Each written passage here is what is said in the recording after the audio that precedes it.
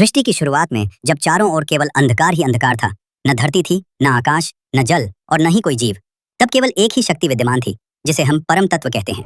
उसी अनंत, असीम और निराकार शक्ति से धीरे धीरे सृष्टि का निर्माण प्रारंभ हुआ। सबसे पहले उस परम शक्ति से एक दिव्य ज्योति प्रकट हुई जो अत्यंत तेजस्वी और अनंत थी। इस ज्योति का न कोई आरंभ था न कोई अंत। यही ज्योति आगे चलकर भगवान शिव के रूप में जानी गई। वे स्वयंभू थे, अर्थात उनका जन्म किसी से नहीं हुआ था। वे न तो पैदा हुए थे और न ही उनका कभी अंत होगा। वे सृष्टि के आदि और अनंत हैं। कुछ समय बाद इस दिव्य ऊर्जा से भगवान विष्णु प्रकट हुए, जो क्षीर सागर में शेषनाग पर शयन करने लगे। उनके नाभि से एक कमल निकला और उस कमल से ब्रह्मा जी का जन्म हुआ। ब्रह्मा जी को सृष्टि की रचना का कार्य सौंपा गया। एक दिन ब्रह्मा और विष्णु के बीच विवाद उत्पन्न हो गया। दोनों ये जानना चाहते थे कि उनमें से श्रेष्ठ कौन है। ब्रह्मा जी ने कहा, मैं सृष्टि का रचयिता हूँ, इसलिए मैं सबसे महान हूँ। वहीं विष्णु जी बोले, मैं इस सृष्टि का पालन करता हूँ, इसलिए मैं श्रेष्ठ हूँ। उनका यह विवाद बढ़ता गया और तभी अचानक उनके बीच एक विशाल अग्नि के समान तेजस्वी ज्योतिर्लिंग प्रकट हुआ। वह इतना ऊंचा और गहरा था कि उसका कोई अंत दिखाई नहीं दे रहा था। तब दोनों ने तय किया कि जो इस ज्योति का अंत खोज लेगा वही श्रेष्ठ होगा।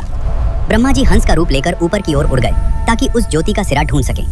वहीं विष्णु जी वराह सुअर का रूप धारण कर नीचे की ओर चले गए ताकि उसका अंत खोज सकें। दोनों ने बहुत समय तक खोज की, लेकिन उन्हें उस ज्योति का न आरंभ मिला न अंत। विष्णु जी ने अंततः अपनी हार स्वीकार कर ली और वापस लौट आए। उन्होंने कहा, मैं इस ज्योति का अंत नहीं खोज सका, ये अनंत है और यही सबसे श्रेष्ठ है।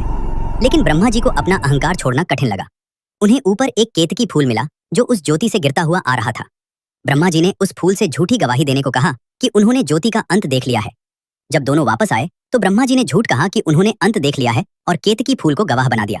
तभी उस ज्योति से भगवान शिव प्रकट हुए। शिव जी ने क्रोधित होकर ब्रह्मा जी से कहा, तुमने अहंकार में आकर असत्य का सहारा लिया है, इसलिए तुम्हारी पूजा कभी नहीं होगी। और केतकी फूल को भी श्राप दिया कि वह पूजा में स्वीकार नहीं किया जाएगा। वहीं विष्णु जी की सत्यनिष्ठा और विनम्रता से प्रसन्न होकर शिव जी ने उन्हें आशीर्वाद दिया कि वे सदैव पूजे जाएंगे। इसके बाद शिव जी ने ब्रह्मा और विष्णु को समझाया कि सृष्टि में हर एक का अपना महत्व है। ब्रह्मा रचना करेंगे, विष्णु पालन करेंगे और स्वयं शिव संहार करेंगे। इसी संतुलन से संसार चलता रहेगा। इस प्रकार शिव पुराण का पहला अध्याय हमें यह सिखाता है कि अहंकार विनाश का कारण बनता है, जबकि सत्य और विनम्रता ही सच्ची महानता की पहचान